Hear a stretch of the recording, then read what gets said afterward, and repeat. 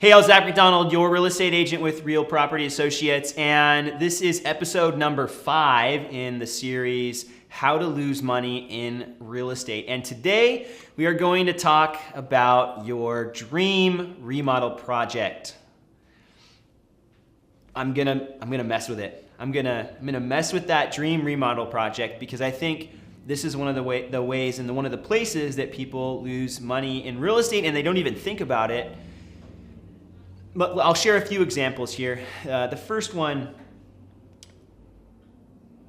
I've had multiple friends recently that have gone through some pretty major projects, and we're talking hundreds of thousands of dollars to, remodel kitchens, extend the house, things like that. And these people knew up front that they were spending a lot of money for these projects to make it exactly how they wanted it, and they were going to be getting exactly what they wanted in the neighborhoods they wanted, locations, all those things. So they knew going up front into it that they were going to be potentially spending more money than they would get back, losing money in real estate, but that they're getting exactly what they wanted. And the idea there is that time does heal the wound, right? Over time, they would essentially get that money back by staying in their house for another 30 years, which I think is probably fair. They probably would end up making at least that money back. But it's a way that they've lost money. And I see it going into a sale. There's a propensity for people to want to do a lot of work to update the house before they go ahead and sell it. And the other story here is the first story was just some friends that were planning to live in their house for the next 30 years or till they die pretty much. There's no other plan. So they're gonna fall right into that sell too soon. They're not gonna sell too soon. They're gonna hold on to it for a long time.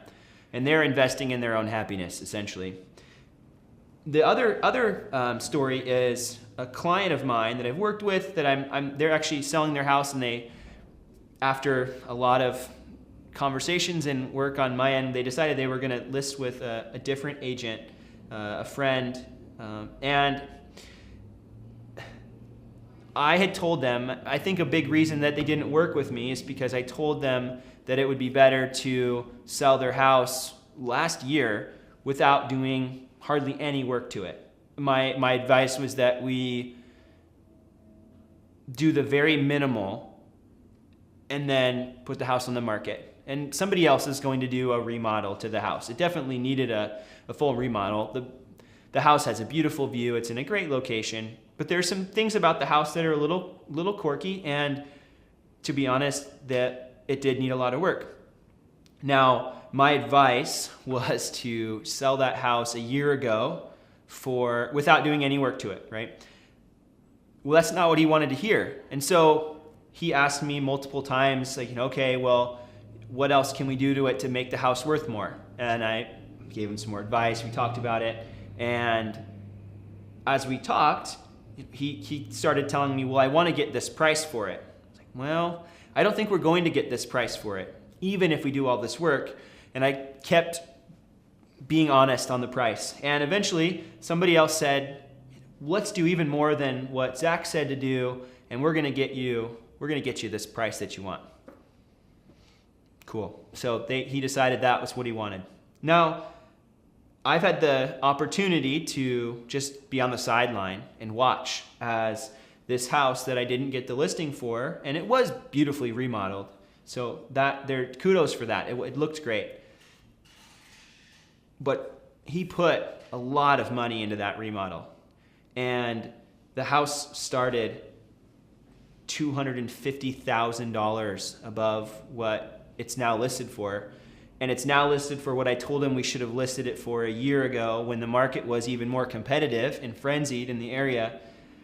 It's listed for about $50,000 more than I told him to do without doing any of the work to it. So looking at it, he's put a whole bunch of money into this house, was hoping to get a bigger price, which would have been great, but I didn't feel like it was realistic.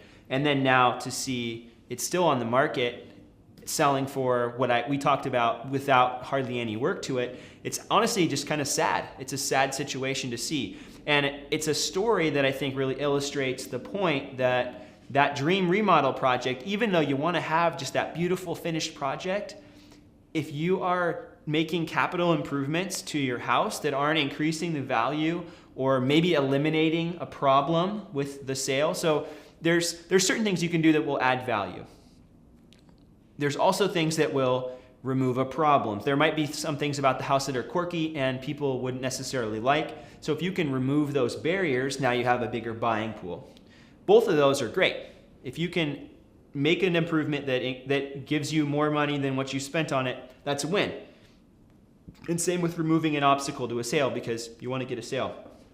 The issue is that most remodel projects, and there's a Remodel magazine does a cost versus value analysis. Every year they interview real estate agents, contractors, homeowners. It's a really big, extensive study. And what their goal is to do in each area, in different markets in the US, is figure out what projects typically cost on average, and then what the ROI is and what the added value is. And the large majority of these projects, and we're talking about your dream kitchen remodel, we're talking about that addition, we're talking about the second story on your house, those kind of things, negative. You spend more than you get back.